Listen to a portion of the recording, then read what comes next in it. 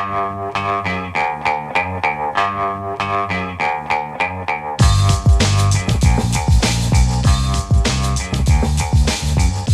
Lehrer on WNYC, and now our Health and Climate Tuesday section of the show. First climate, and then teaching science in school in a politicized time. We'll do that one later with a call-in for teachers on this day off from school, plus somebody who wrote a book about teaching science, who used to be a New York City science teacher. But the climate section first. The 2025 United Nations Climate Change Conference, or Conference of the Parties of the UNFCCC, that's a mouthful, opened in Brazil this week. The meeting is more commonly known as COP30, 30 because it marks the 30th anniversary of the beginning of formal UN negotiations on climate change. But this year, breaking a long-standing tradition, the U.S. will not play an active role in the talks. No high-level White House officials are attending COP30. And at least according to The Guardian, some world leaders are breathing a sigh of relief. Last month in London, officials met to rubber stamp plans for a small levy on greenhouse gas emissions caused by shipping.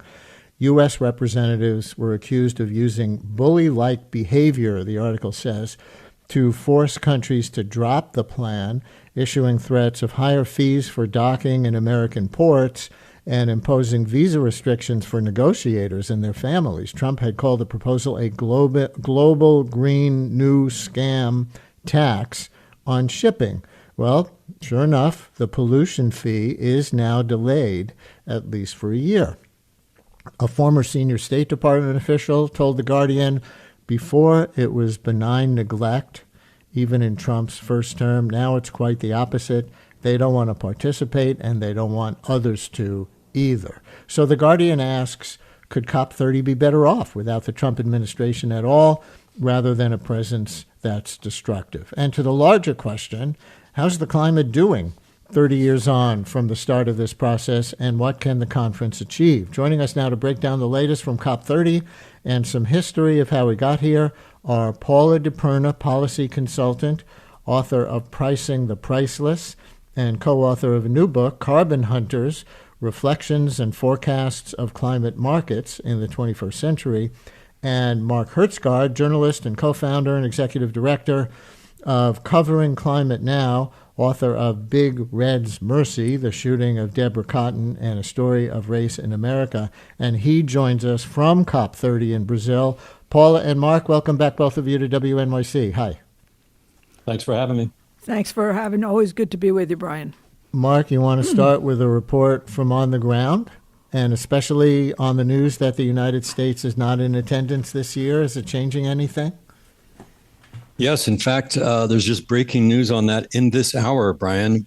We just concluded, Covering Climate Now just concluded a press briefing with Christiana Figueres. Some listeners may remember that she was one of the key architects of the Paris Agreement that was signed 10 years ago. That's a landmark agreement that committed the world to limiting global temperature rise to well below, was the exact words, well below 2 degrees and preferably 1.5 degrees. She is a veteran diplomat. We just had a press briefing with her, and I put that question to her directly about does she feel that it's a good thing that Donald Trump decided not to send a U.S. government delegation? And her exact words were, "Ciao, bambino." It's a good thing that they're not here because they are only a obstructive force. She referenced that International Maritime Organization episode that you just talked about, Brian, which she called the most grotesque form of bullying on the part of the U.S. She also said, though, that it is going to be better for the outcome here because other countries and the world economy are rapidly moving away from the old fossil fuel business. She points out that this last year, global private investment in the new technologies of clean energy and renewable agriculture and so forth has been twice as high as the investment in the old fossil fuel economy. We're seeing solar prices and wind prices plummeting around the world, China in particular leading that. And because the solar panels coming out of China are so cheap, you're seeing countries like Pakistan and across Africa, solar is booming there. And so Figueres, again, one of the architects of the Paris Agreement of 2015, she said, look, it's like a multi-lane highway. And most of the world, everybody's in their own different lanes. There's businesses, there's governments, there's national governments, local governments, there's activists, there's all kinds of stakeholders. And the United States has decided, under Donald Trump, the United States government, I should say, has decided to basically pull their car over to the side. And they're not going to keep driving down this road. Well, all the rest of us are still driving. And we see the U.S. car over there, black, flashing its yellow lights, trying to get attention. We're not going to pay attention. Ciao, bambino, which for those of you who don't know your Italian, that's goodbye, little boy. Right. But Paula, on that attitude, the ciao, bambino attitude toward the U.S. non-participation, I mean, we know Trump pulled out of the Paris Agreement again at the beginning of his term this year. He even recently called climate change a con job. Can the rest of the world achieve enough progress on slowing climate change to avoid the worst kinds of catastrophic effects without the second biggest polluter, the United States? Well, probably not in the long run, but I completely concur. I like the multi-lane highway analogy. People are moving. People are volunteering. Investors are putting money where they think they'll get return. And it really doesn't matter for the moment, and by the moment I mean the next couple of years, what the United States actually does, because the government, you need science, policy, and capital to work together. The science is telling us every day that the planetary health is deteriorating. If you don't believe that, then you pull your car to the side of the road. But I do feel that the world must make progress without the United States because we don't have much of an alternative, and the upside is huge if we actually take all those lanes and pull them together as a gigantic, international, fascinating, exciting engineering challenge. And listeners, we can take your comments and questions on COP30, the state of the climate generally, the U.S. non-participation, anything else you want to say, 212-433-WNYC. Maybe your questions for Mark Hertzgaard from Covering Climate Now, who's down there in Brazil, or for Paula DiPerna, who is a long-term expert in this field on climate markets, carbon markets, among other things. 212-433-WNYC, 212-433-9692. Call or text. Paula, when we come back from the break, I want to tap your expertise in economics to talk about the costs and the benefits, because this is a lot of what we hear from the Trump administration and state and local level Republicans, that the climate change efforts have been too costly in terms of energy prices in the United States for the amount of mitigation that they're providing. So I want to get your take on that. We'll take some callers. We'll keep talking to Mark in Brazil. So listeners, stay with us here on WNYC.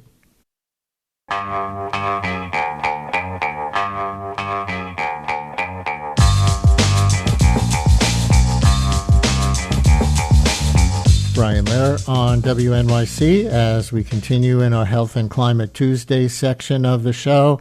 As I said, coming up later, part 2, teaching science in school in a politicized time. We'll take calls from science teachers on this day off from school. We'll also talk to a former New York City science teacher who's now written a book about creative ways of teaching science. Forget about the politics, just to get the kids into it. We'll be on both of those tracks. But we continue on the climate section first, talking about the COP30 climate summit now taking place in Brazil.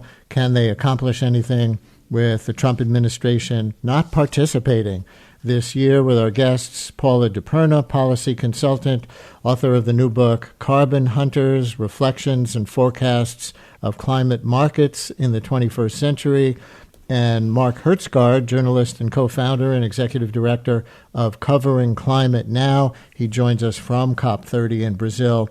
Paula, I teased that question before the break, and so here it is. I think the Republicans have been gaining some traction, politically speaking, on the costs of climate change mitigation, driving up energy prices, and not being worth whatever it take, whether they believe climate change is real or not being worth however much destruction climate change might cause without requirements for conversion away from carbon and things like that. Have you crunched these numbers? Well, I wish I was a number cruncher, but I try to crunch them. But I mean, at a generic level, there's people throwing all kinds of numbers around. For example, $50 billion just in efficiency gains reported by companies in the last several years by taking on, new efficiencies in their businesses. But the key thing, Brian, and for the people who are listening, is the word costs and what you're comparing. It's easy to say it's too expensive because the costs of not taking the problem in hand don't land on the macroeconomy. They land on the people whose roof blows off in a storm, like in Jamaica, or in the people who are trapped in the subway if the subways flood. That's where the costs are really being felt. And energy prices are a function of regulation, and probably poor regulation and possibly deregulation that has really no parallel relationship to the investments necessary or being made to mitigate climate change. I mean, there are people who say the whole gross development, the GDP is entirely 100% dependent on the work that nature is doing for free. So there's a huge unpaid cost there that we're not remunerating nature for pollination services, are we? We just eat the honey, we eat the vegetables, and nature just keeps laying on the work. And I like to say, nature is the most exploited worker in the history of the world, if you look at it that way. So you're comparing, the costs versus the benefits. You have to be comparing comparable elements there, and it's really irrelevant to say that the costs are too high. There is no cost. It's only one planet. The difficulty is those costs are being kicked around the economy, and they don't land, where they should land. In other words, they don't land on the policymakers. They land on the people. And the people don't have a collective voice relative to mitigating those costs. So, bottom line, there's a credit card, a national credit card, that nature issues, and we're way overdrawn on it right now. Mark, we have a caller with a question for you down there at COP30 at the conference in Brazil. Jean in Brooklyn, you're on WNYC. Hi, Jean. Hi. Thanks for taking my call. I just had a question. I've read that the states, a number of states, I don't remember how many, have sent a delegation of about 100 people to the conference, and I'm wondering if that makes any difference with respect to American participation or impact. Jean, thank you. Yeah, Mark. So if the Trump administration is not participating, are delegations from some of the 50 states? Yes, there's actually quite a few governors and mayors from the United States, and Christiana Figueres, the former head of the Paris Agreement, and others here always make a point of mentioning that when they say they're kind of happy that Donald Trump did not send a federal U.S. delegation. In fact, Figueres is on her way to do an event this afternoon here with California Governor Gavin Newsom, who, of course, is the head of the fourth biggest economy in the world, whose economy has grown very rapidly from its strong leadership in clean energy. And going back to that question about the economics, Brian, I mean, Frank, let me just bring a global perspective to this since I'm here in Belém, Brazil. It's laughable, ridiculous that Republicans are trying to say that it costs more to go green when all around the world, including in the state of Texas, including all across the United States, solar is now by far the cheapest form of electricity you can buy. Wind is also very cheap, and Texas happens to be a leader in that. That's why many Republican governors and members of Congress were in favor of the Inflation Reduction Act put forward by Joe Biden. Internationally, all of the money is now going into green energies. Why? It's not because of any ethical or moral point of view. It's because they're cheaper. So please, folks listening and my colleagues in the media, don't buy this. It's really nonsense. And I can't believe that Republicans are saying it with a straight face, because All they have to do is go talk to Wall Street, and Wall Street knows perfectly well that that is the cheapest form of electricity, and that's why Christiana Figueres points out that look, the rest of the world is going that direction. And what they say when they say "Ciao Bambino" to Trump is like, yeah, pull over to the side of the road. Once you're out of office, you're going to have to go down this road anyway. You'll just be a lot farther behind. Let me go further down this path by playing a clip of the UN climate chief, Simon Steele, opening the summit yesterday and urging countries to cooperate on things they can cooperate on rather than focus on the fights. Listen. In this arena of COP30, your job here is not to fight one another. Your job here is to fight this climate crisis together.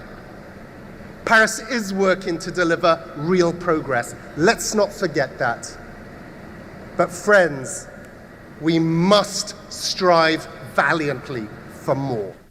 And so, Mark, Reuters reports that Brazil suggested that countries focus on smaller efforts that do not need consensus, such as deforestation, after years of COP summits making lofty promises only to leave many unfulfilled. So without the Trump administration there, with only states there representing the United States who could only make smaller promises, are you seeing this? I know it's still early in the summit, but are you seeing smaller things being focused on that might be more achievable rather than bigger things that might not? I would not characterize it as smaller things. If that's what the Reuters people said, I would respectfully disagree. There are many, many items of implementation, about 475 at last count, within the Paris Agreement. And so what people say is, look, Paris Agreement is a good idea. The implementation has not been as strong as it should have been. That's what they're talking about, is how to implement the various measures that are in the Paris Agreement, which is a harder concept, I think, to convey in terms of success. But one other point I would make that Brazil has been very clever about, and it happened last week outside of COP. There was a leaders summit last week, which is technically not part of the COP30 process. So it's world leaders from around the world, President Macron, the British Prime Minister Starmer, and so forth. And Brazil is putting forward a really unprecedented, quite ambitious and bold proposal in that context, outside of COP, in that context called TFFF, and it's basically Tropical Forests Forever Finance. And it's trying to do an end run around the COP30 process, which is done by UN rules, which means that any one country can block it. It has to be a consensus. This TFFF, this Tropical Forest proposal, is outside of that. And the idea is basically to get $25 billion of public money, use that to go into the private markets, leverage it as a kind of form of collateral to build a fund of $125 billion, invest that $125 billion, and then the revenues from that go directly into forest protection. And here's the really unprecedented part of that. 20% of those resulting revenues will go directly to indigenous people and communities around the world, which peer-reviewed climate science tells us the one thing that works to protect forests, to keep them standing rather than cutting them down, is to give the indigenous people who live in those forests their legal rights, their property rights, and the protection from agribusiness and others who try to steal that land, miners who try to exploit that land. So that's a very, very impressive and innovative approach. That's what I'm going to be watching in the days to come. As I say, it's not part of COP, so it can't be blocked by Saudi Arabia. It could not be blocked by the U.S. if the U.S. were here. And it's something that is really path-breaking. Interesting. As we start to run out of time, Paula, I wonder where you think things stand now, 30 years after the beginning of this process. That's why it's called COP30. And we heard in the clip that we played of the UN climate chief, Simon Steele, say Paris is working, the Paris Climate Accord from 10 years ago, is working to deliver real progress. Is it? Well, I mean, it's a half full, half empty kind of question. I mean, the thing in Rio in 1992 where I was Jacques Cousteau, and where heads of state were, like deer flies in your hair. That's how common they were. You couldn't really take a step without bumping into one of them.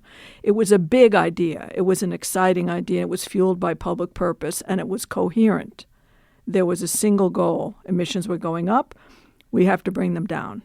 And the word implementation is very critical, because what's happened is, in trying to implement that original agreement that was launched in 92 and then the Paris Agreement, and now every year, 30 years, it is crazy that we've been at this for 30 plus years and we don't have all that much to show.